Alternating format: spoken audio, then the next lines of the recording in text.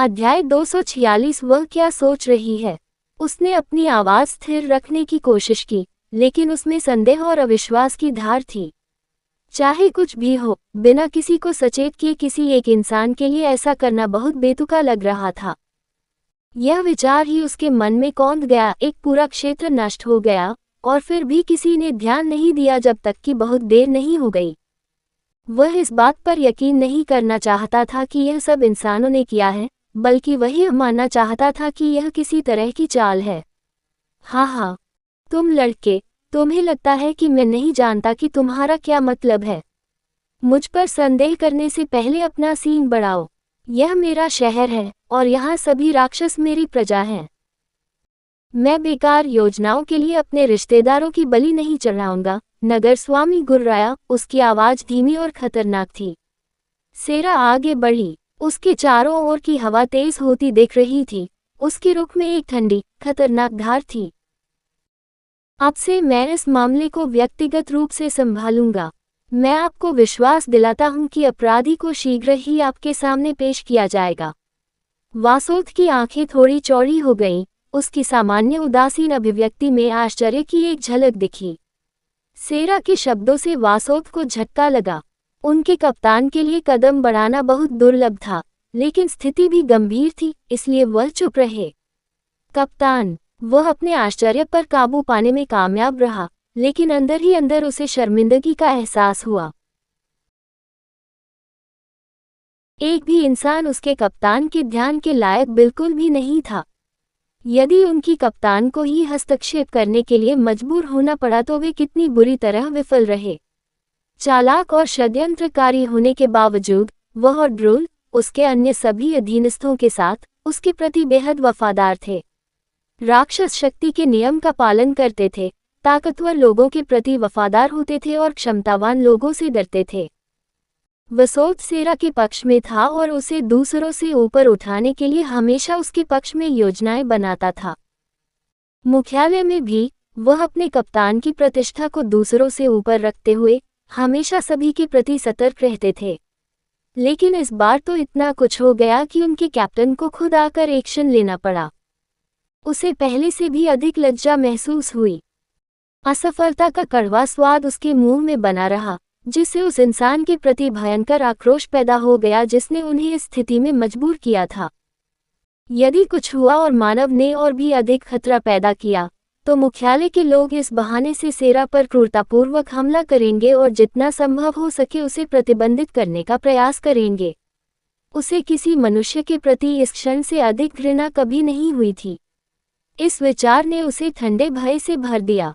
सेरा न केवल उसका कप्तान था बल्कि उस दुनिया में उसका सहयोगी भी था जहां वफादारी दुर्लभ थी। इस वजह से वह उसे गिरने नहीं दे सकता था। हालांकि सब कुछ जल्द ही खत्म हो जाएगा। आखिरकार सेरा उनके जैसी नहीं थी। नगर स्वामी ने खारिज करने की मुद्रा में अपना पंजा लहराया। तुम्हें जो करना चाहिए वह करो। मैं इस पूरी स्थिति के पीछे के अपराधी को चाहता हूँ, चाहे वह जीवित हो या मृत।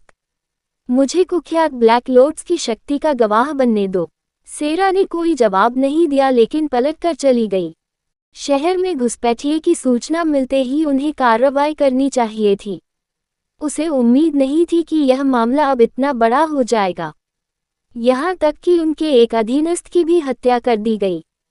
उसका जबड़ा भिंच गया क्योंकि उसके शांत बाहरी हिस्से के नीचे गुस्सा उबल रहा था।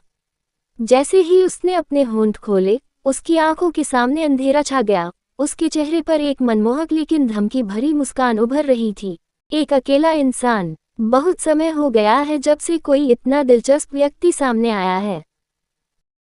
ऊबड़ खाबड़ सड़क पर उसकी एड़ियों के टकराने की आवाज गूंज रही थी। शिकार के रोमांच ने उसके भीतर कुछ भयंकर और उत्साहवर्धक हलचल पैदा कर दी। एक इंसान जिसे मैं समझ नहीं पा रहा था। उसने पीले, धूल भरे आकाश को देखा और अपनी रगों में उत्साह की लहर महसूस की। ऐसा लग रहा था कि आकाश उसकी मनोदशा को प्रतिबिंबित कर रहा है।